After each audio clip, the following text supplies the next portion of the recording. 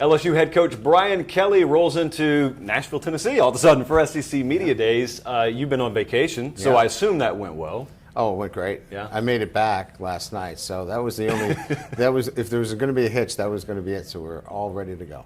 So we sat in a room in a different city this time last year, and people were throwing around the F word, which of course is fit.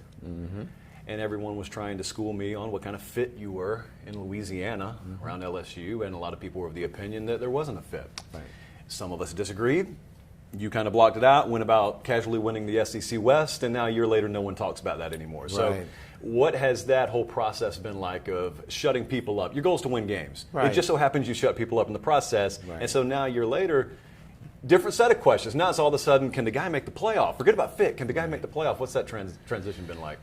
Well, I think it's natural into year two that you have higher expectations. So they know that this football team has improved. We took over a team that had 39 scholarships, and we got to the SEC West Championship. Now, that's not enough. That's not the standard at LSU. But that next step is getting to the playoffs and giving this team an opportunity to win a championship. So I like the expectation. That's why I came down here from the very beginning. It was to be challenged by the best, and I believe that the best is in the SEC. When you came in, I remember you talking about having to implement your culture, which a lot of coaches talk about. Sure. Sometimes it's a bigger uphill battle, job to job. I always equate it to like getting on an on-ramp on the interstate. It takes a little while to get up to speed. And once you're up to speed, you still got to drive, you still got to maneuver, but at least you're going as fast as everyone else. Can you please take fans as much as you can through the process of organization building? Because you're not there just because it's week one of year one. You're still kind of feeling things out, implementing your way. Do you feel like you're up to speed now, and how long does that really take? Well, I would say that from an organizational standpoint, we have got a strong foundation, but you're still building. And I don't know that anybody ever stops building, but for us, we've got the right people in the right places that touch the players on a day-to-day basis. We've created a high-performance environment in a very short period of time with the right people. Now we need to continue to build on that. The resources are outstanding at LSU. It was one of the draws that got me there. But we have to continue to build on those things within our program. Look, we're looking for consistency from our players on a day-to-day basis, and we're looking for that in our program. We've only done this once, and we need to do it over and over and over again, like Alabama, like Georgia. Those teams are consistent. We're not consistent yet. That's the next stage for us. I think a lot of times fans watch games. They know you study film of games, you study film of opponents, the whole process of self-scouting. Probably during your bye week, you do it a lot during the season, but then after the season, you're assessing everything from your recruiting staff to your assistant coaches. But when you look in the mirror, number one, how do you assess yourself? And number two, what kind of outside voices do you use to get feedback on yourself? Well, number one, we have a number of ways for us to look internally at what we're doing week to week. We don't wait till the end of the year. I think you have to be able to check yourself from week to week. And I think that has changed things for me over the last 10 years, is that I don't have to wait till a bye week to kind of get that information. We can do it from week to week. I think as we look at us from a larger, 35,000 feet, how I'm doing my job on a day-to-day basis, I look towards my directors and my leaders within the program and get feedback from them. Look, if they can't weigh in on things like that, they'll never truly buy in. So giving them the opportunity to have those discussions on the things that I can do better or need to do better, that's when you have a cohesive, collaborative organization working together. It's preview magazine season.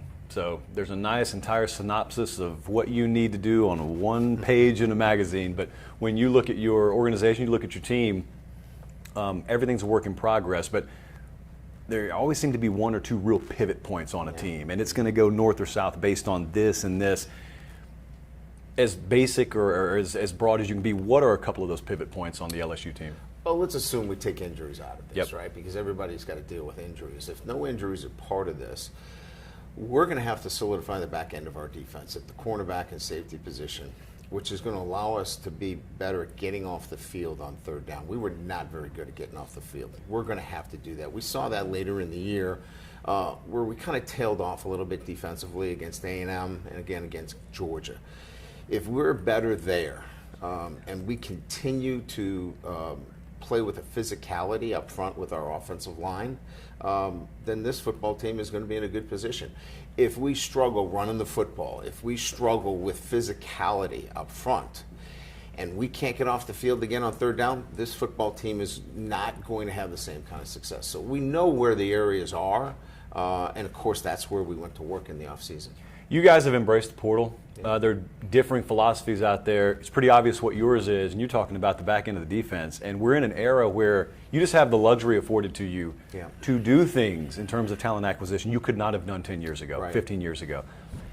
I think there's always this misnomer from an outsider's perspective when we're approaching a season. Oh, those coaches know what they have in there. I can't wait to find out what they know. But even you're around these guys every day. How can you really know when you take that many guys out of a portal in that same position room? How can you ever really know what's coming? You don't, and that's why there's still a red flag that flies over our program in a sense of, if you really evaluate where we are, you would say that's too many guys to take out of the portal. And it was on defense. It wasn't on offense because we're ahead of where we are.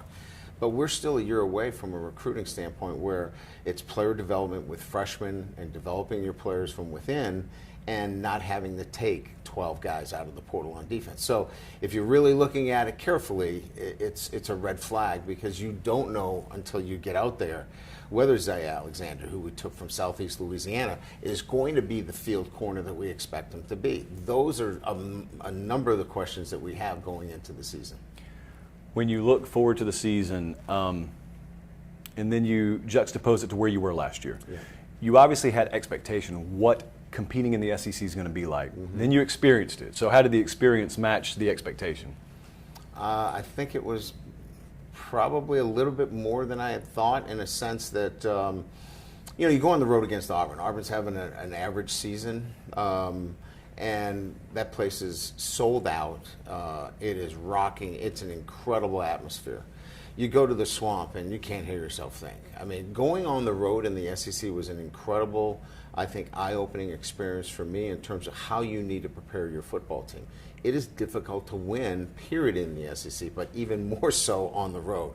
So that was really good for me to see that, because you got to take the appropriate measures to get your team ready for those tough games. I'll get you out of here on this. You can go 30 minutes or 3 minutes. I wouldn't advise 30, but when you look at producers, I saw a bunch of nods of heads.